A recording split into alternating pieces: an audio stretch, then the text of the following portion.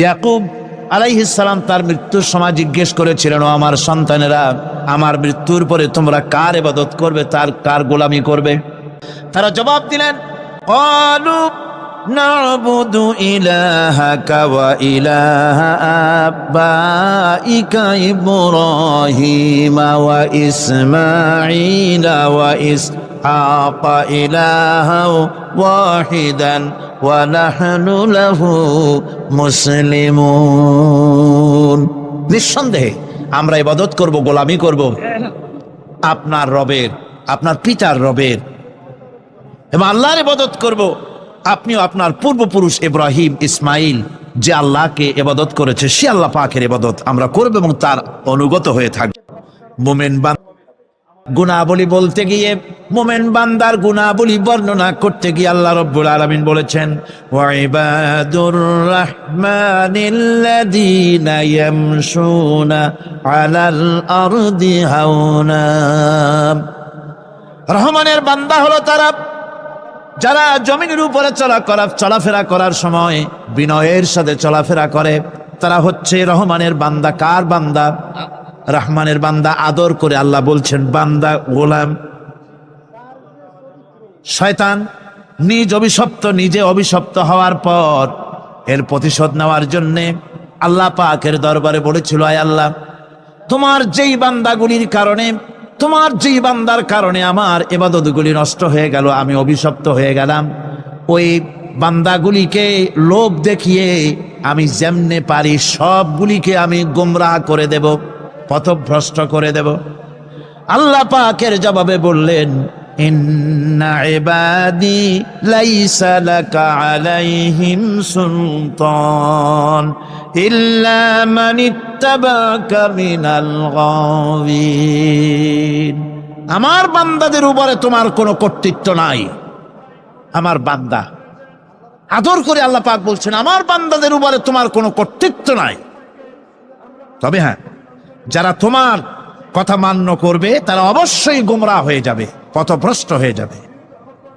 কিন্তু আমার সত্যিকারের বান্দা যারা, তাদের উপরে তুমি গোমরাহি, তাদেরকে তুমি পথভ্রষ্ট করতে পারবে না। তাদের উপরে তোমার কোনো কর্তৃত্ব নাই।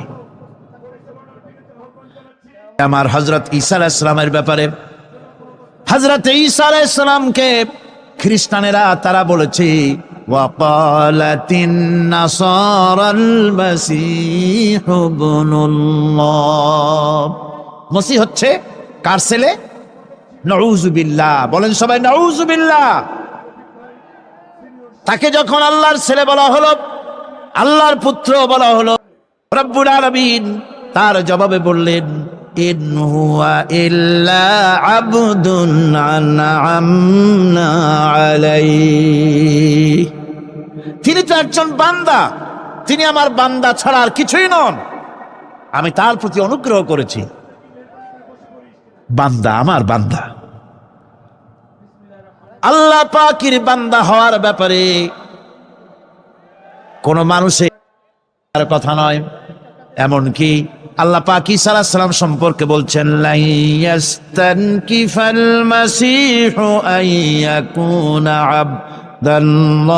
আবদান লিল্লাহি ওয়ালাল মালাইকাতুল মুকাররাবুন।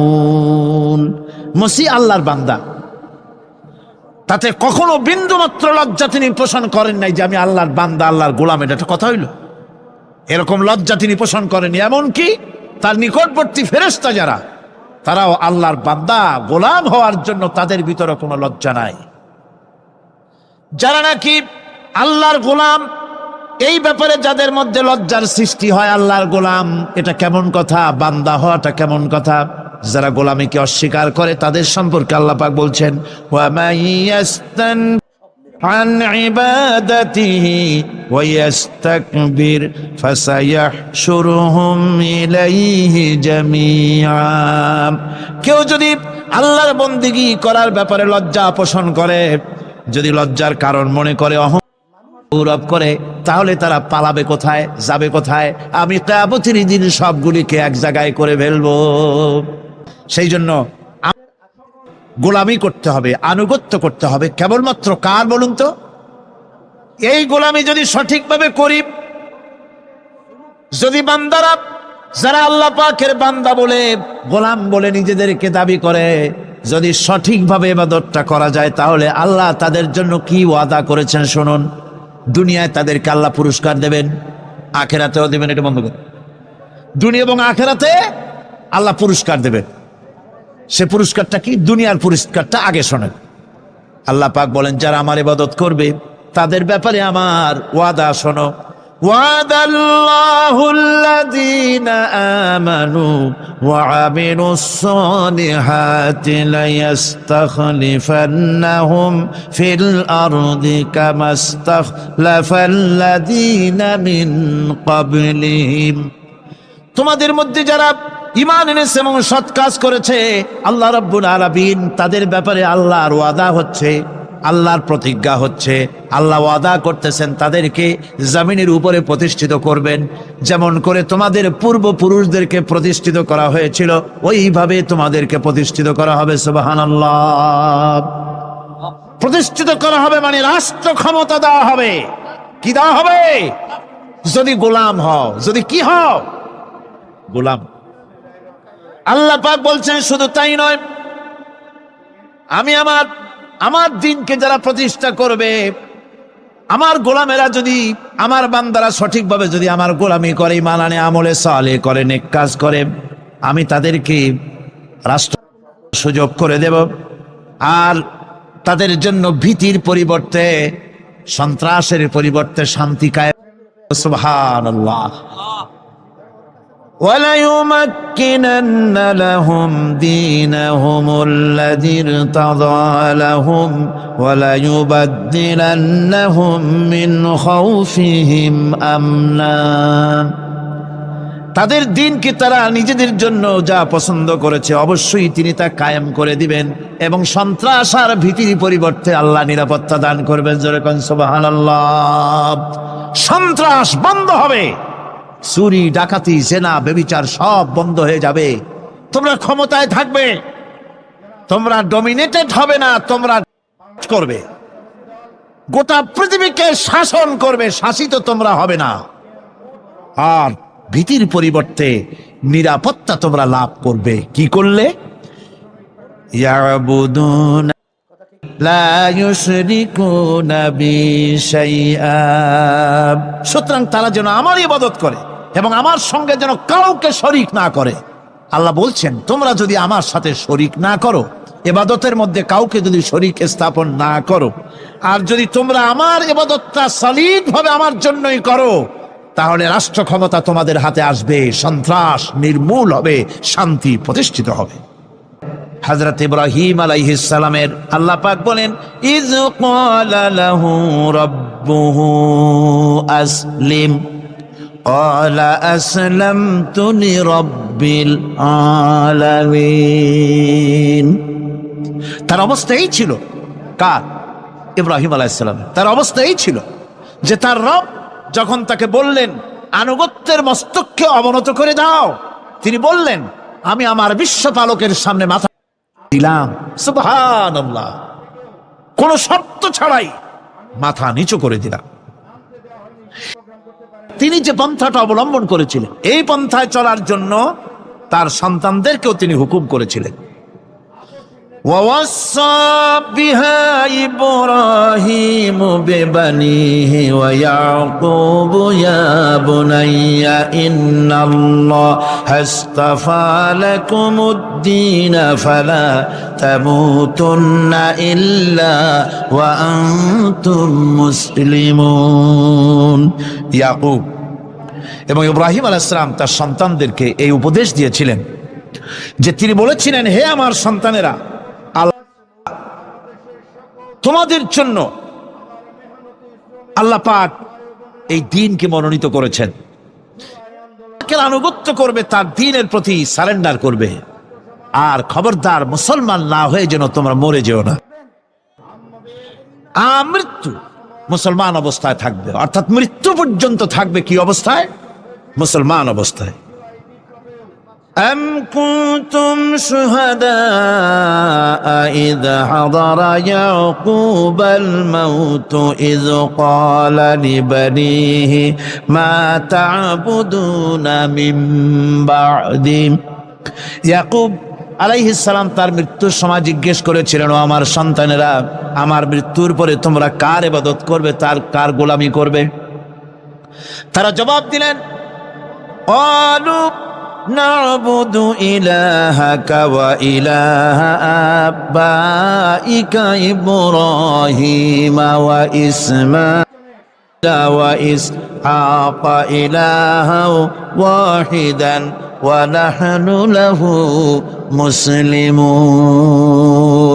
নিঃসন্দেহে আমরা ইবাদত করব, গোলামি করব আপনার রবের, আপনার পিতার রবের, এবং আল্লাহর ইবাদত করব। আপনিও আপনার পূর্বপুরুষ ইব্রাহিম ইসমাইল যে আল্লাহকে ইবাদত করেছে, সে আল্লাহ পাকের ইবাদত আমরা করব এবং তার অনুগত হয়ে থাকব। দাসত্ব এবং পূর্ণাঙ্গ দাসত্বের গোলামির পূর্ণাঙ্গ নমুনা হচ্ছেন হযরত ইব্রাহিম আলাইহিস সালাম। আল্লাহর গোটা জমিন যখন শিরকের অন্ধকারে ডুবে গিয়েছিল, তখন হযরত ইব্রাহিম আলাইহিস সালাম তাওহীদের আলো জ্বালিয়ে দিয়েছিলেন। এই নিবেদিতদের ইমাম হিসাবে আল্লাহ পাক তাকে ঘোষণা দিলেন। কোরআনে কারীম বলছে, وَإِذَا ابْتَلَى إِبْرَاهِيمَ رَبُّهُ بِكَلِمَاتٍ فَأَتَمَّهُنَّ قَالَ إِنِّي جَاعِلُكَ لِلنَّاسِ إِمَامًا। ইব্রাহিমকে তার রব কয়েকটি বাক্য দিয়ে পরীক্ষা করলেন এবং তিনি সেই পরীক্ষাগুলোতে পাশ করলেন। তখন আল্লাহ রাব্বুল আলামিন তাকে বললেন যে আমি তোমাকে গোটা বিশ্ব মানবতার জন্য, গোটা বিশ্বের সমস্ত মানুষের জন্য আমি তোমাকে নেতা বানাবো। সুবহানাল্লাহি বিহামদিহি। প্রথম পরীক্ষা হলো, গতকাল বলেছি, সে আগুনের পরীক্ষা। সেখানে আল্লাহ পাক তাকে পাশ করালেন, তিনি পাশ করলেন। দ্বিতীয় পরীক্ষা ছিল বিবি এবং নবজাতক সন্তানকে নিয়ে আল্লাহ হুকুম করলেন, আর বাচ্চারে নিয়ে মরুভূমিতে রেখে আসো। মরুভূমিতে যেখানে ঘর নাই, বাড়ি নাই, সেই জায়গায় বিবি এবং বাচ্চাকে রেখে সময় তিনি বললেন, রব্বানা ইন্নী আসকানতু মিন যুররিয়্যাতি বিওয়াদিন গায়রি যী যারইন ইনদা বাইতিকাল মুহাররাম। হায় আল্লাহ রাব্বুল আলামিন, আমি পানি এবং তরুলতা এক মরুভূমির ভিতরে আমার বংশের একটি অংশকে এখানে রেখে গেলাম, তোমার ঘরের কাছে। আমি তাদের কাছে, এই ঘরের কাছে, সম্মানিত ঘরের কাছে রেখে গেলাম। পরীক্ষায় তিনি পাশ করলেন। হযরতে হাজেরা প্রশ্ন করলেন, ইব্রাহিম, পানি নাই, খাবার নাই, মানুষ নাই, ঘর নাই, বাড়ি নাই, মরুভূমির ভিতরে আমাকে আমার বাচ্চারে ফেলে রেখে যাচ্ছ কেন? কোনো জবাব নাই। দুইবার তিনবার প্রশ্ন করলেন। এরপরে তিনি আবার প্রশ্ন করলেন, বললেন, ইব্রাহিম, এটা কি আল্লাহ কি? হযরত ইব্রাহিম আলাইহিস সালাম নিজের কলিজার টুকরা সন্তান আর বিবিকে রেখে যেতেছেন ভারাক্রান্ত মন নিয়ে। তিনি আকাশের দিকে আঙ্গুল উঁচু করে দেখালেন। হযরত হাজেরা বুঝলেন ইনি তো আল্লাহর পয়গম্বর, আমার কোনো অপরাধে এভাবে ফেলে যাওয়ার কথা নয়। তিনি বুঝলেন এটা আল্লাহর হুকুম। হযরতে হাজেরা বললেন, ইব্রাহিম রে, নিশ্চিন্ত মনে বাড়ি ফিরে যাও, আমার মনে কোনো চিন্তা নাই, কোনো পেরেশানি আর এখন নাই। আল্লাহর হুকুমেই যদি আমাকে এই মরুভূমির ভিতরে ফেলে যেয়ে থাকো, তাহলে আমি ওই আল্লাহর প্রতি এতটা ভরসা রাখি, এই মরুভূমির ভিতরে জল পানি শূন্য, খাদ্য শূন্য জায়গায় আমি আমার বাচ্চাকে আল্লাহ রব্বুল আলামিন না খাওয়াইয়া মারবেন না। দ্বিতীয় পরীক্ষায় পাশ করলাম। 3 নম্বরে পরীক্ষা হলো, সন্তান বড় হয়ে গেছে, বুদ্ধি হয়েছে, দৌড়াতে পারে। আল্লাহ রাব্বুল আলামিন হুকুম করলেন, কত বড় আগুনের পরীক্ষা! কোরআন শরীফ বলছে, হযরত ইব্রাহিম আলাইহিস সালাম নিজের ছেলেকে ডেকে নিয়ে বললেন, ইয়া বুনাইয়া ইন্নী আরা ফিল মানামি আন্নী আযবাহুক ফানজুর মাযা তারা। হে আমার কলিজার টুকরা সন্তান, আমি স্বপ্নে দেখেছি যেন আমি তোমাকে জবাই করতেছি। তোমার রায় কি, তোমার মত কি, আমারে শোনাও। ছেলে পয়গম্বর, ছেলে তার জবাবে বললেন, ইয়া আবাতি ফাআল মা তু'মার সাতাজিদুনি ইনশাআল্লাহু বিনাস সাবিরিন। হে আমার আব্বাজান, আপনি যে ব্যাপারে স্বপ্নের ভিতরে আদিষ্ট হয়েছেন আপনি তা কার্যকরী করুন। আমাকে এতটুকু অধৈর্যের মধ্যে পাবেন না, আমাকে ধৈর্যশীলদের মধ্যে পাবেন। আমারে আপনি আল্লাহর হুকুম পালন করেন। আল্লাহ পাক শোনাচ্ছেন, ফালাম্মা আসলামা ওয়া তাল্লাহু লিল জাবিন।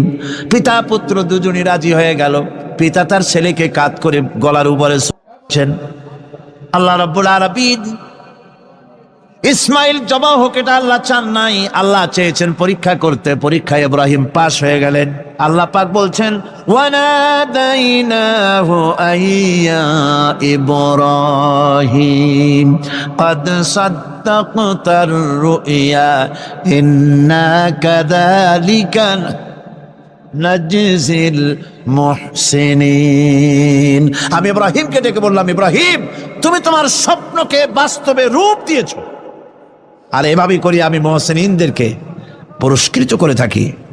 আল্লাহ পাক খুশি হলেন। আল্লাহ পাক বললেন, ইন্না হাযা লাবালাউল মুবিন। নিঃসন্দেহে এটি একটি বিরাট পরীক্ষা ছিল, ঠিক কি না গণ? আল্লাহ নিজে বলছেন এটা একটি বিরাট পরীক্ষা, আজিম ইমতিহান। সে ইমতিহানে তিনি পাশ করলেন। পরীক্ষায় উত্তীর্ণ হওয়ার জন্য রব্বুল আলামিন পুরস্কার দিয়া দিলেন। আল্লাহ পাক বললেন, সালামুন আলা ইব্রাহিম। পড়েন সবাই, সালামুন আলা ইব্রাহিম। ইব্রাহিমের প্রতি আল্লাহ পাক বললেন, ইব্রাহিমের প্রতি সালাম রইল। সুবহানাল্লাহি ওয়া বিহামদিহি। ইবাদত এর আনুগত্যের এই উৎকৃষ্ট দৃষ্টান্ত স্থাপনের পর আল্লাহ পাক তার গোটা বিশ্বের মুসলমানদেরকে কিয়ামত ইব্রাহিম আলাইহিস সালামকে জাতির পিতা বানায়া দিলে। সুবহানাল্লাহ কইতে ইচ্ছা করে না? এরকমের পরীক্ষা কোন পিতারা দিতে পারছে নাকি?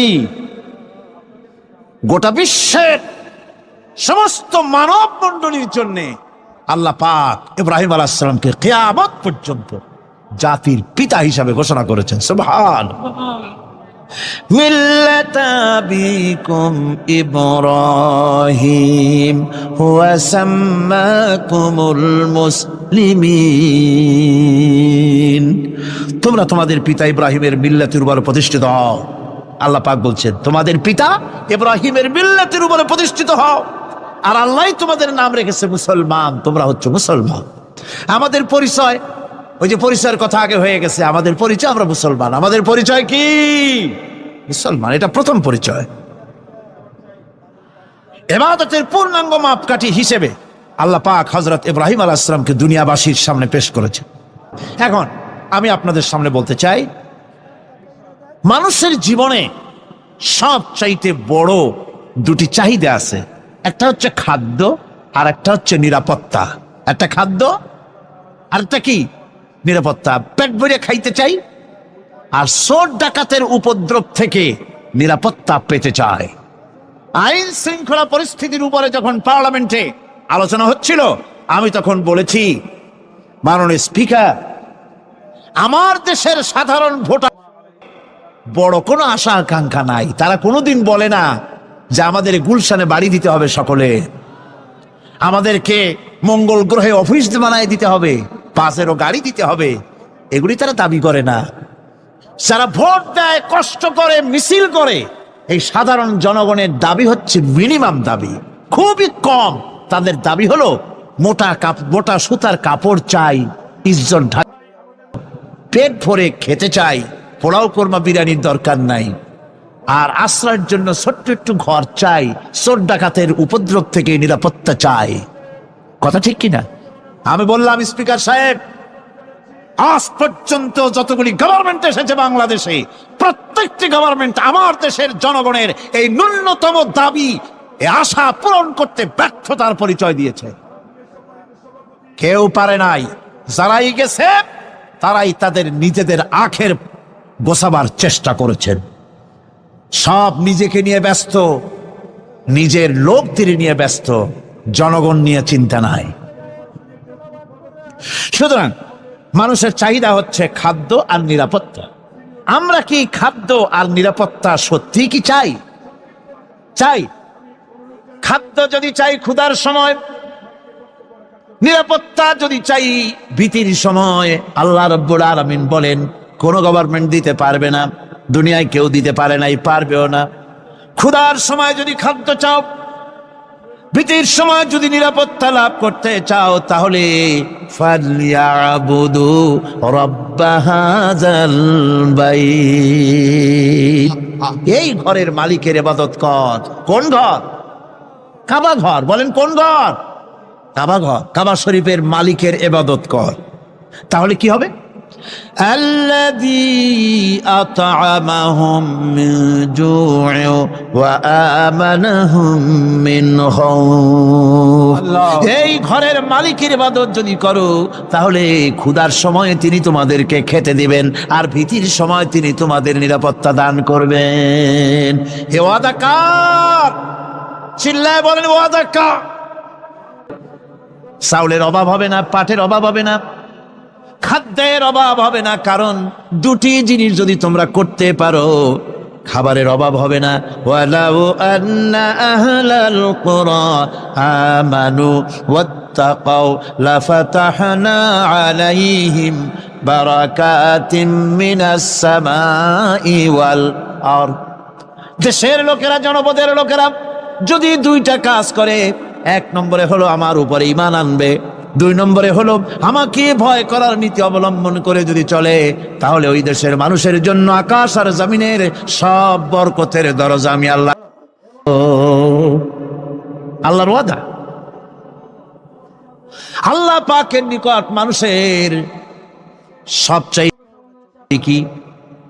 আল্লাহর কাছে মানুষের সবচাইতে বড় দাবি কি করতে পারেন? আল্লাহ পাকের কাছে মানুষের শ্রেষ্ঠ দাবিটা আল্লাহ নিজেই শিখাই দিয়েছেন। আমার কাছে দাবি কর, ইহদিনাস সিরাতাল মুস্তাকিম। আয় আল্লাহ, একটা সোজা, একটা সরল রাস্তা আমারে দাও, একটা সহজ পথ আমারে দাও। এই কথা সূরা ফাতিহা দাবি করার পর আল্লাহ রাব্বুল আলামিন এই অভিনন্দনের জবাবে, 7টা বাক্যের অভিনন্দনের জবাবে আল্লাহ রাব্বুল আলামিন 30 পারা কোরআন শরীফ নাজিল করে দিলেন। সূরা ফাতিহার এই সওয়ালের জবাবে আল্লাহ পাক বললেন, ওয়া আনি'বুদুনি হাযা সিরাতুম মুস্তাকিম। সোজা রাস্তা চাও, আমার গোলামি করো, ইবাদত করো, সব জায়গায় ইবাদত করাই লাগবে। আমার কাছে সোজা রাস্তা চাও, সোজা রাস্তা হলো আমার গোলামি করা। কার গোলামি? বেহেশতে যেতে চান? আমি আস্তে জিগেলাম বলে আপনারও আস্তে জবাব দিলেন। বেহেশতে যেতে চান? সুবহানাল্লাহ। এমন কোন মানুষ আছে নাকি যে বেহেশতে যেতে চায় না? মদ খোর যাইতে চায়। সবাই, আমরা সবাই বেহেশতের আশা করি, ঠিক কিনা? আল্লাহ রাব্বুল আলামিন বলেন, বেহেশতে যদি যেতে চাও তাহলেও ইবাদত করা লাগবে, ইবাদত ছাড়া জান্নাতে যাওয়া যাবে না। ফাদখুলি ফি ইবাদি ওয়াদখুলি জান্নাতি। সর্বপ্রথম আমার বান্দার মধ্যে দাখিল হয়ে যা, আমার গোলামির মধ্যে দাখিল হওয়া, আমার গোলাম হয়, এরপরে আমার জান্নাতে চলে যা। আগে গোলাম হবি, তারপরে কোথায় যাবি? জান্নাতে যাবে। আগে গোলাম হ, আগে গোলামির খাতায় নাম লেখা, আগে সত্যিকারের আমার বান্দা হ, গোলাম, এরপরে জান্নাতে যাওয়া যাবে। জান্নাতে যাইয়া আল্লাহর সাথে কি দেখা করতে চাই? আল্লাহর সাথে দেখা করতে চাই। আল্লাহ রাব্বুল আলামিন বলেন, ফামান কানা ইয়ারজু লিকা রাব্বিহি ফালইয়ামাল আমালান সালিহান ওয়া লা ইউশরিক বিইবাদাতি রাব্বিহি আহাদা। তোমাদের মধ্যে যদি কেউ আল্লাহর সঙ্গে, তার রবের সঙ্গে যদি কেউ দেখা করতে চায়, তাহলে সে যেন ভালো ভালো কাজ করে, নেক কাজ করে, আর তোমার রবের সাথে অর্থাৎ আল্লাহ রাব্বুল আলামিনের সাথে ইবাদতে কাউকে শরীক না করেন।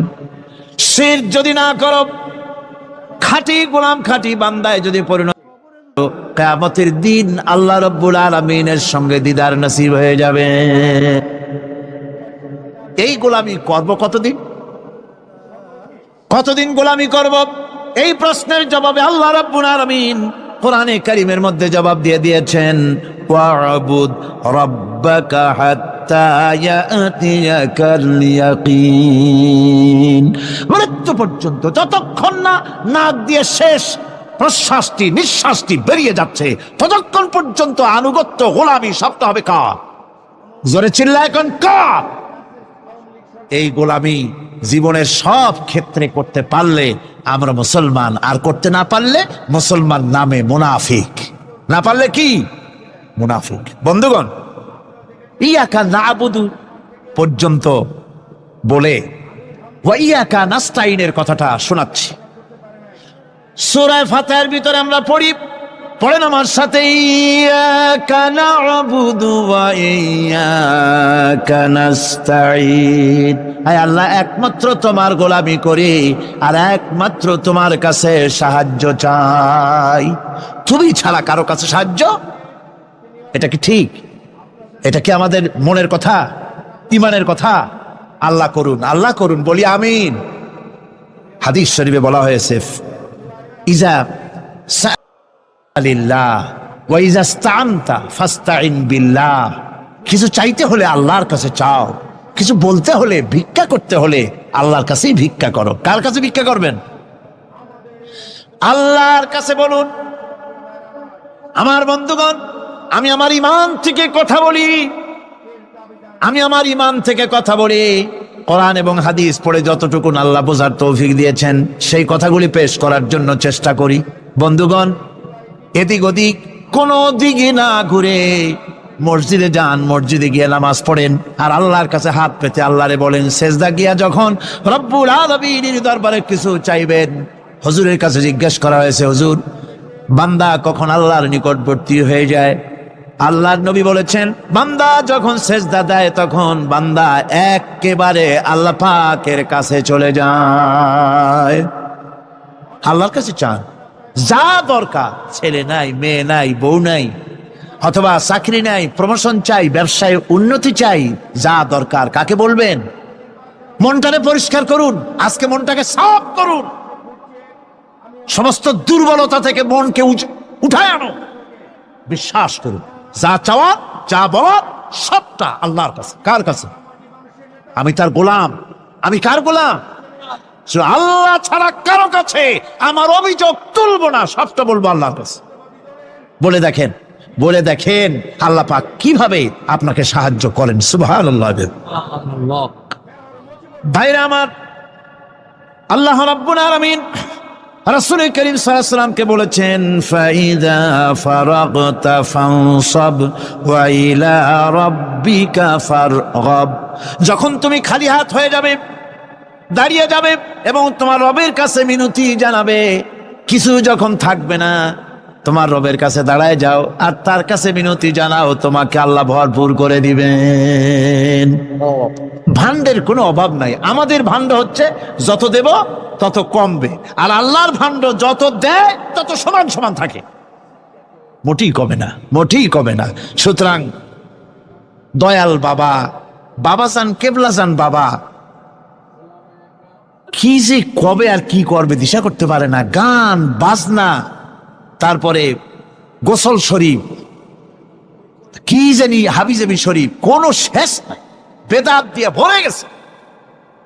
এগুলি বিশ্বাস করবেন না, বিদআত খারাফা, এর সাথে মুসলমানের কোনো সম্পর্ক নাই। গান বাজনার সাথে মুসলমানের কোনো সম্পর্ক। হাতে কতগুলো ঢোল নিয়ে তারপরে মাজারের কাছে গিয়ে ঢোল বাজায়, কবরের কাছে, মাথায় কতগুলো চুল, দাঁতে ময়লা, মোষগুলা ঠোঁট দুইটা ঢাইকিয়া দাড়ির কাছে এসে পড়ছে। হায় হায় রে, এই রকমের মোষ আমি মাঝে মধ্যে চিন্তা করি যে দই খায় কেমনে এরা, গাঁজা মদ খাইয়া এগুলো মাজার মধ্যে গিয়ে পড়ে থাকে। আর কি জানি আছে ওইটারে ঘষে এলো আর বলে মদিনা যাব কেমনে, মদিনা যাব কেমন। তুই মদিনা যাবি কেমনে? মদ খেয়ে গাঁজা খেয়ে তুই যাবি মদিনা? একটা কথা হইলো? তোর নাপাক কদম আল্লাহ পাকের আরতে মুকাদ্দাসে উঠতে পারে না। বদকার, জিনাকার, শারাবি, কাবাবি, আল্লাহ পাকের নাফরমান। কতগুলা শালু কাপড় গায়ে দিয়া, মাথায় কতগুলা চুল রাখিয়া, তারপরে গ্রামের নামে শরীফ। আশ্চর্য কথা, এই গ্রামের নাম শরীফ, ওই গ্রামের নামের মাথায় গিয়া শরীফ। শরীফ তো মক্কা শরীফ, মদিনা শরীফ, কোরআন শরীফ, হাদিস শরীফ। আর শরীফের দরকার নাই। শরীফের জাত মারছে গ্রামে গ্রামে শরীফ লাগাইয়া। কর্ণফুলী শরীফ, চন্দ্রকোনা শরীফ। আশ্চর্য কথা। শরীফ শব্দটা তেজ থাকা উচিত, ঠিক কিনা কন? আপনাদেরকে সতর্ক হতে হবে। আনুগত্য এবং গোলামি সকল ব্যাপারে আল্লাহ পাকের করতে হবে। চাইতে হবে কার কাছে? আল্লাহর কাছে। আমার এই কথা আপনাদের মনে আছে কিনা জানি না। সম্রাট শাহজাহানের সময় এক ফকির, এক ভিক্ষুক ভিক্ষা করে বেড়াতো। 70-80 বছর বয়স হয়ে গিয়েছে। এক লোক বলছে, সারা জীবন তো তোমারে ছোটবেলা থেকে ভিক্ষা করতে দেখলাম। সে বলল, মানুষে দেয় তো 2 পয়সা, 1 পয়সা, ভিক্ষা ছাড়া করবোটা কি? লোকটি বলল, তোমার একটা পরামর্শ দেই। একদিন সম্রাটের কাছে গিয়ে যে দেখো, একবারে যা দেবে খাইয়া কুলাইতে পারবে না। সম্রাট শাহজাহান দেখো গিয়া মসজিদে আছে। লোকটি মসজিদের বাইরে গিয়ে দেখে সম্রাট একা হাত তুলে বসে আছে। চোখ থেকে পানি পড়তেছে দর দর করে, দাড়ি ভিজে জামায় পড়তেছে। বহুক্ষণ দাঁড়িয়ে আছে। এরপরে সম্রাট তার বেরিয়ে আসছেন। ফকিরের সঙ্গে দেখা। ফকির বলল, আসসালামু আলাইকুম। তিনি বললেন, ওয়ালাইকুম আসসালাম ওয়া রাহমাতুল্লাহ। ফকির রওনা করেছে। বাদশা বলছে, তুমি তো একজন ভিক্ষুক মানুষ বলি মনে হয়। আমার কাছে তো কেউ কিছু না চাইয়া যায় না, তুমি যে কিছু না চেয়েই চলে যাচ্ছ। ভিক্ষুক বলছে, জাহাপানা, কিছু চাইতে এসেছিলাম আপনার কাছে, কিন্তু আপনার অবস্থা দেখে আমার জ্ঞানের চোখ খুলে গেছে। আমি দেখতে পেলাম, আমি যে সম্রাটের কাছে ভিক্ষা চাইতে আসলাম, আমি তো শুধু তাকায় আছি, আমি তো কান্দি না। বরং আমি যার কাছে চাইতে এসেছি, তিনি আমার চাইতে আরো নগণ্য ভিক্ষুকের মতো হয়ে কার কাছে যেন হাত পেতে চোখের পানি ফেলে কান্দে। মনে মনে ভাবলাম, সম্রাট কান্দে যে সম্রাটের কাছে, ওই আল্লাহ সারা জীবনে কারো কাছে কিছু চাইব না। আল্লাহর কাছে চাওয়ার অভ্যাস করুন, তিনি দিতে পারেন। সবকিছু তার আছে, এই বিশ্বাস মনের ভিতরে জমাতে হবে। তাহলেই সত্যিকারের মুসলমান আমরা হব। আল্লাহ পাক সত্যিকারের গোলাম আমাদেরকে বানাবেন। আমরা বলি আমিন। আজকে আমি বেশি কথা বলবো না, কারণ আজকে হলো পবিত্র এক রাত। অনেকে রোজা রেখেছেন, আবার সারা রাত অনেকে ইবাদত করবেন। সুতরাং সেই পথে আমি আর অন্তরায় সৃষ্টি করতে চাই না। আজকের মতো ইয়াকা নাবুদু ওয়া ইয়াকা নাস্তাইন আজকের মতো শেষ করা হলো। 2 দিন ধরে ইয়াকা নাবুদের উপরে, ইবাদতের উপরে 2 দিনে যে আলোচনা করলাম, আল্লাহ করালেন। আমি আশা করি ইবাদতের একটা ক্লিয়ার কনসেপশন আপনাদের তৈরি হওয়ার কথা ইনশাআল্লাহ। হয়েছে কিনা? আল্লাহ পাক কবুল করুন, জোরে বলে আমিন। আমি যা বুঝাতে চেষ্টা করেছি কোরআন দিয়ে, আল্লাহর কোরআনকে কোরআন দিয়ে বুঝাতে চেষ্টা করেছি, ঠিক কিনা? আল্লাহ পাক আমাদেরকে কবুল করুন, আমরা যেন ইবাদত বুঝি, জোরে কোন আমিন। আল্লাহ রাব্বুল আলামিন বলেন, মুমিনেরা, তোমাদের ঘাবড়াবার কোনো কারণ নাই। তোমরা বলে দাও, কুল্লা ইউসিবানা ইল্লা মা কাতাবাল্লাহু লানা। তোমরা শোনায় দাও যে আমাদের কিছুই হয় না, আমাদের শুধু তাই হয় যা আল্লাহ রাব্বুল আলামিন আমাদের জন্য লিখে রেখেছেন। আমাদের তাকদীরে যেটা আছে ওটাই হবে, এর থেকে বেশি কিছুই হবে না। তিনি আমাদের মাওলা, তিনি আমাদের মনিব, তিনি আমাদের প্রভু। আর সমস্ত মুমিনদের উচিত সে আল্লাহর উপরই নির্ভর করা। তবে তোমরা জেনে রাখো, তোমরা আমাদের জন্য যে জিনিসের অপেক্ষা করছো, কুল হাল তারাব্বাসুনা বিনা ইল্লা ইহদাইল হুসনাইন। তোমরা আমাদের জন্য যে জিনিসের অপেক্ষা করতেছো, আল্লাহ বলছেন, মুমিনেরা তোমরা বলো, তোমরা মুনাফিকদের বলো যে আমাদের ব্যাপারে তোমরা যে জিনিসের অপেক্ষা করছো তার 2টি ভালোর একটি ছাড়া কি? অর্থাৎ তোমরা আমাদের জন্য অপেক্ষা করতেছো আমরা যেন মরে যাই, আমরা যেন শেকস্ত খাই। তো আমরা যদি পৃথিবীতে মরে যাই তাহলে তো আমরা শহীদ হয়ে গেলাম, আর আমরা যদি বেঁচে থাকলাম তো আমরা তো গাজী হয়ে গেলাম। আমাদের ওই যে হাতি মরার মতো আর বাঁচার মতো, হাতি মরলেও লাখ টাকা, বাঁচলেও লাখ টাকা। আমরা মরলে গাজী, বাঁচলে কি শহীদ। কোন দিক দিয়ে আমাদের ঠগ নাই। সুতরাং তোমরা আমাদের জন্য যে জিনিস অপেক্ষা করো তার দুটো ভালোর একটি ছাড়া কি। আর আমরা তোমাদের ব্যাপারে, তোমরা যেমন আমাদের ব্যাপারে অপেক্ষা করতেছো, আমরাও তোমাদের ব্যাপারে আরেকটা জিনিসের অপেক্ষা করছি। ওয়া নাহনু নাতারাব্বাসু বিকুম আইয়ুসিবাকুমুল্লাহু বিআযাবিন মিন ইনদিহি আও বিআইদিনা। আমরাও তোমাদের জন্য অপেক্ষা করতেছি একটা জিনিসের। তোমরা আমাদের জন্য দুটি জিনিস অপেক্ষা করো, আমরাও তোমাদের জন্য দুটি জিনিস অপেক্ষা করছি। তা হচ্ছে এই, তোমাদের শাস্তিটা আল্লাহ নিজে দিবেন না আমাদের হাত দিয়ে দেওয়াবেন, আমরা সেইটার অপেক্ষা করতেছি।